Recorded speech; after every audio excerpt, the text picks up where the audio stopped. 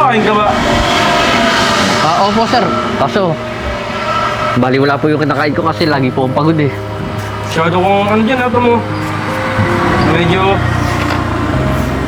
Medyo nangangamoy araw ka na din. Dapat kasi, kapag nag-deliver kayo sa mga high-class customer ninyo, kagaya ko, alam mo ba na famous ako? Ang dami followers ko. Kaya dapat, kung mag-deliver ka dito, dapat maayos ang suot mo. Sir, pasensya na po Hindi ko na po alam na famous ka po eh. Tsaka, sa dami-dami ko pong pinagdideliveran, ikaw lang po yung nagpapasuot sa akin na maayos. Puro ka excuses, pang rason. Nga pala, anong content mo ngayon? Nag-iisip nga ako eh, pwede din siguro sakto pala. May dadating ako na order ngayon. Tapos, What if, pagtripan na lang natin yung delivery rider? pati naman yung delivery rider, pagtitripan mo. Hindi. Ibang content naman, wag naman yung gagamit tayo ng tao. Nakakaawa naman yung... Pwede naman yung ipaprank lang naman natin siya. Tsaka content lang naman eh.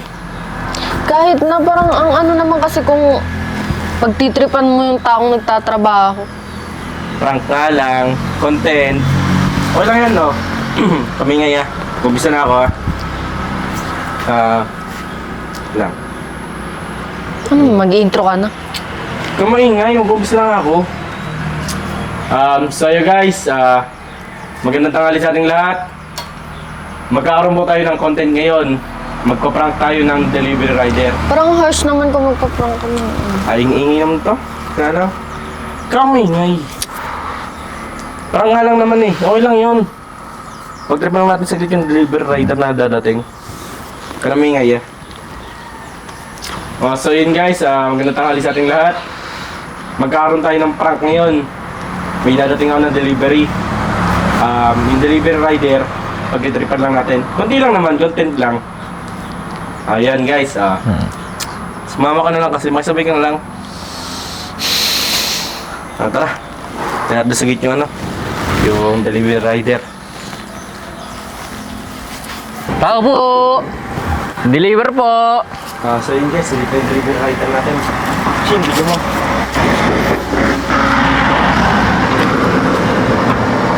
Pasok. Sir, ito na po yung deliver. Magdi-deliver ka ng suit mo. Ano? Di ka ba marunong gumalang sa mga high-class customer nyo? Ano po ba dapat ang suot? Maayos naman po ang suot ko. Maayos. Dugit na dugit yung itsura mo. Ito mo, nakatyelas ka pa. Sir, pasensya na po kanina pa po kasi ako nagdi-deliver eh. Kumakain ka ba? Opo sir. Kaso, bali wala po yung kinakain ko kasi lagi po akong pagod eh. Masyado kung ano dyan, ito mo. Medyo nangangamoy araw ka na din. Dapat kasi, kapag nag-deliver kayo sa mga high-class customer ninyo, kagaya ko, alam mo ba na famous ako? Ang dami followers ko. Kaya dapat, kung mag-deliver ka dito, dapat maayos ang suot mo. Sir, pasensya na po Hindi ko na po alam na famous ka po eh. Tsaka, sa dami-dami ko pong pinagdideliveran, ikaw lang po yung nagpapasuot sa akin na maayos. Puro ka excuses, pang rason. Maayos na yung suot mo. Sige nga, ikot ka nga. Sir, bet kailangan pa po umikot. Patingin lang, ikot ka. Bilis. Ikot, saglit. Yan. Kapag yung mga high-class customer nyo nag-uutos sa inyo, sundin nyo lang na sundin. Customer nyo yun eh. Ano yung mga parcel na yan? Mga order na yan? Ito, gusot-gusot pa. Dito, may punit pa. Sir, wala naman pong punit yan. Maayos po yan. Ay nga, punit to. Sasabihin ko ba naman punit kung hindi punit to? Tama na nga yan. Tama na. Parang masyado na. Parang sobra na kasi. Tinuturo lang naman, prank lang naman eh. Ito naman. Sir. Pangalamera. Alis na rin po ako kasi may di-deliver po sa iba. Susunod, huwag na ikaw mag-deliver dito ha. Sige po. Masyado kang ewan sa'yo. Tama na yan. Sabi mo prank lang. Ba't parang OA na? Prank lang naman yan eh. Tinuturo ko lang naman kung paano yung tamang akto niya, tamang pananamit niya pag ang harsh mag-deliver na siya sa mga kasi. mga high-class customer. Kahit na nakakaya sa mga viewers mo, baka ikaw pa yung mabash. Kahit Hindi, sabihin mong prank. Naipaliwanag ko naman sa pinaka-content na content lang to, tuturuan lang natin yung mga delivery rider. Hindi naman sila magalit dyan. Basta ikaw na bahala mag-edit niyan, oh. To, pakilamera ka talaga yun, no? Ang ano kasi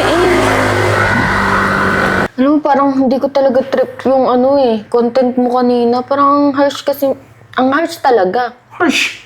Hindi harsh yun. Alam mo ba, sa social media, mas mapanglait yung video mo, mas madaming views ka dun. Mas madaming likes mo makukuha. Mas kikita ka dun. Kikita ka dahil sa pambabash sa'yo. Hindi naman sa pangbabash yun. Tumatulad mo nga yan, may mga nagko-comment to. Ano? Huwag mo na kaya i-post yan. Mabuti pa, baguhin mo na lang. Baguhin na lang natin. Nakapost na, kanina pa. Bakit tayo pumasok ng bahay? Nakapost na to. Ayun, dami na nakakita eh. Ito mo, ang bilis oh. Pasok po. Sensya na kayo medyo Sir. na-traffic ako eh. Okay lang po. Nga pala, pinapunta ako ni boss.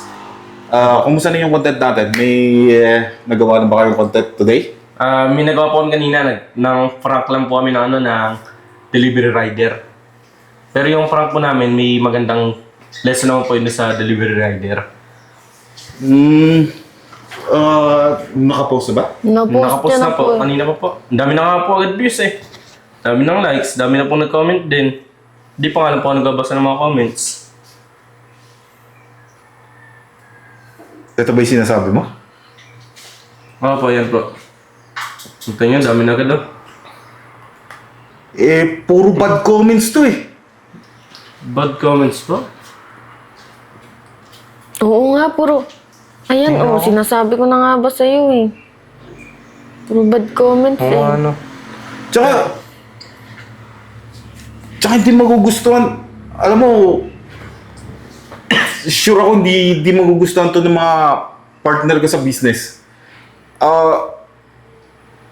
Hindi tama yung ginagawa na ganito, yung pagtitripan nyo yung mga nagtatrabaho ng maayos. Makakasira sa image ng company namin to. Sabi ko naman sa'yo eh. Pero di ko naman po ang usapan na basta po bang viral. Nandun na ako, magbabiral yan. Pero, hindi pa rin maganda yung manglalait ka, pagtitripan mo yung mga tao na nagtatrabaho na maayos. Hindi ganyan yung content na gusto namin. Pero prank lang naman yun, di ba? Kahit na, pero, di ba, pinigilan na kita. Sir, pinigilan ko na po kasi siya, pero na-upload niya na po pala. Oh, tingnan mo. Bumababa yung followers mo. Oh, Ang bilis. nabawasan na ng 1,000. Ayan. Oh, tingnan mo, kada scroll ko, nababawasan yung followers mo. Parang mali nga din ata yung ginawa kong yun. Wait lang Paano kaya yun? Hello, ma'am? Apo. Kaya kaya yung video. Ang dami ng negative comments eh. Ganun po ba? Nako, o sige po, ako na pong bahala magsabi sa kanila. Sige po, salamat po. Ayan. Tumawag yung partner ko. Pinatatanggal na yung sponsorship namin sa'yo. Eh, sir, hindi mo na pwede yun. Isa naman ako sa mga biggest niyo eh. Ando na ako. Oo, sikat ka. Marami kang followers, pero makakasira din kasi sa amin to. Sinusuportahan ka namin, makakasira sa brand namin yan. Hindi sir, di-delete ko na lang yung video. Gagawa na ng bago. Nagawa mo na eh. Nai-post mo na, marami na nakakita. Million na yung nakapanood oh. 1 hour pa lang pero million na yung nakapanood. Pasensya na ah. Pero tinatanggal na namin yung sponsorship namin sa'yo. Paano naman? Paano kaya yan? Wala na, ang dami na nakapanood. Tsaka, di ba sabi ko naman sa'yo, huwag mo nang i-upload. Hindi. Siguro lesson na lang din na. Oo. Wala. wala na tayong magagawa eh. Tanggalin na yun.